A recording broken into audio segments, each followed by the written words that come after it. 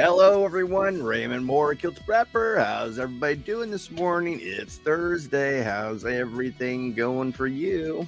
Had a good show yesterday. Did a Q&A, and it leaned more towards being, let me fix my camera here. I don't know what happened, but leaned more towards talking about kitchen knives and sharpening your knives. And a good knife is a good sharp knife. Let me fix that again. Today's topic is be ready to share the hope. And that comes from one of my most favorite verses of all time. That's 1 Peter 3:15. Always be ready to share the hope that's within you in meekness and fear. And I always say always means always. Always means in good times and in bad.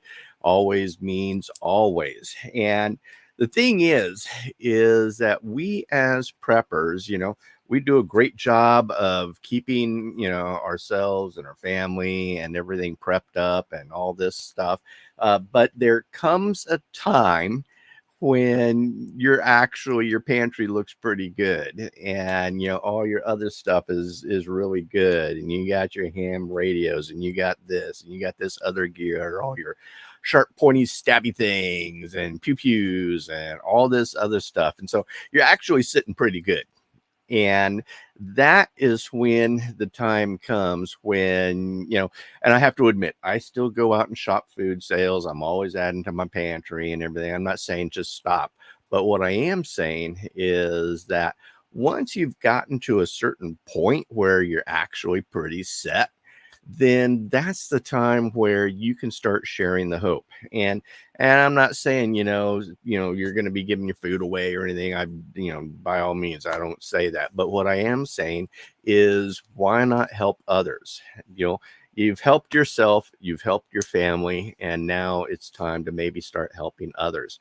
I mean, if you go to church, there's some elderly folks out there that, could use help with their yard work, or, lifting some stuff or something, or, just maybe this, single mother needs help with something, and you're a handyman, and, they need something fixed or repaired or something. Basically, what you're doing is giving yourself to others, because again, you've got yourself taken care of, you got your family taken care of, you've got all the things done around the home, all this other stuff. And so, do you have some idle time? I don't know, but you get what I'm saying. Maybe there's people out there that just need mentorship. Maybe there's just some folks that, maybe you can give a class or something like that. But you've basically got yourself set pretty good.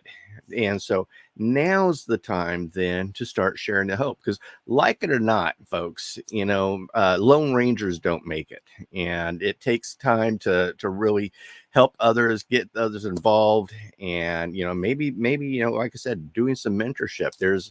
Maybe there's a family who's interested in learning about prepping and everything, and and I know, when you first started prepping, it's like this gigantic elephant in the room, and you feel like I've got to eat the whole thing at once and everything, but that it takes time and things. And so maybe just doing some mentorship in that area, or if you're a faith-based person and someone's just having some hard times, and maybe mentoring, discipling them, taking some time with them and stuff. Or like I said, maybe there's some elderly folks, or your mom or something like that just could use some help around their place and everything.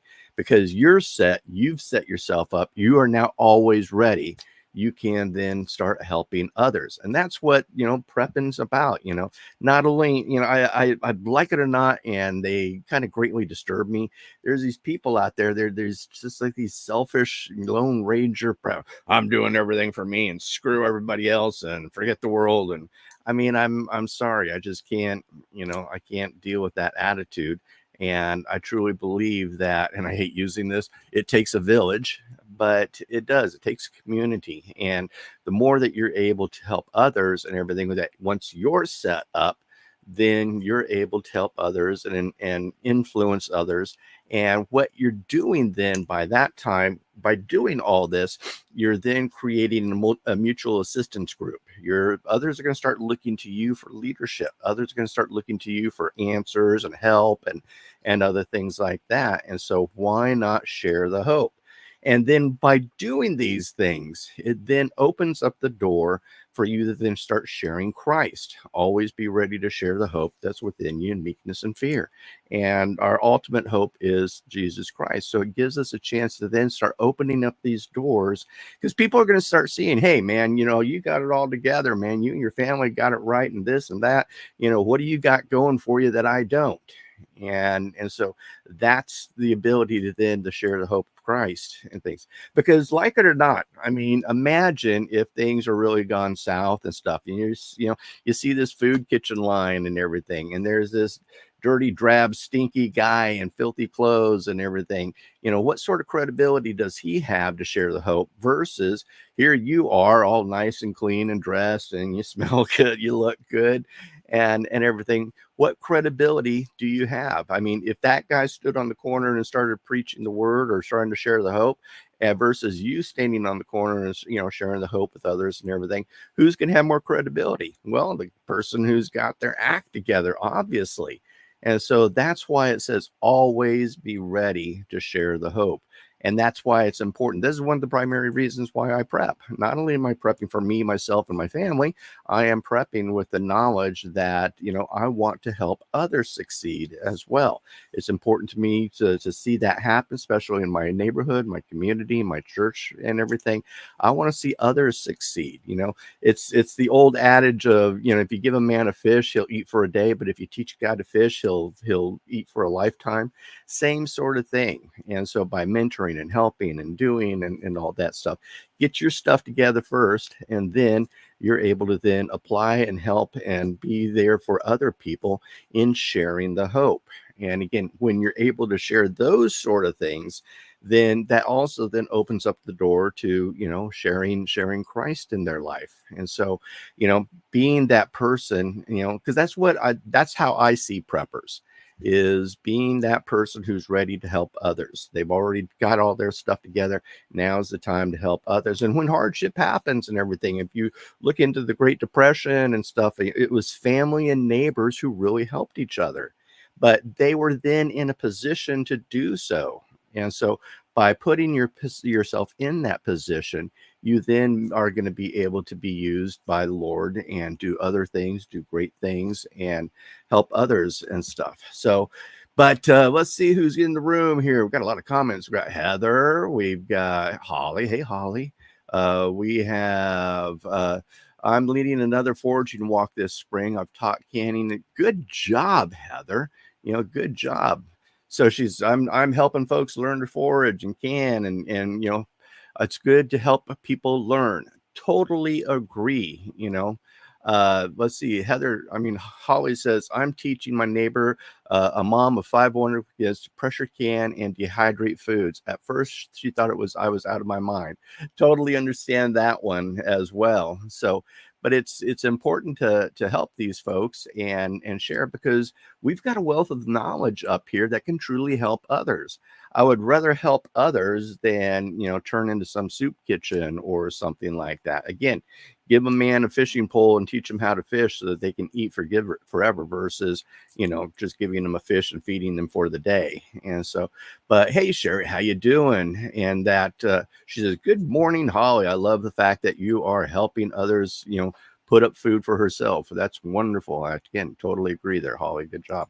And so it's important that we apply that verse in our lives. And again, this is one of the reasons why this verse is so, important to me. It's probably one of my favorite go-to verses in regards to prepping. 1 Peter 3:15, always be ready to share the hope and meekness and fear.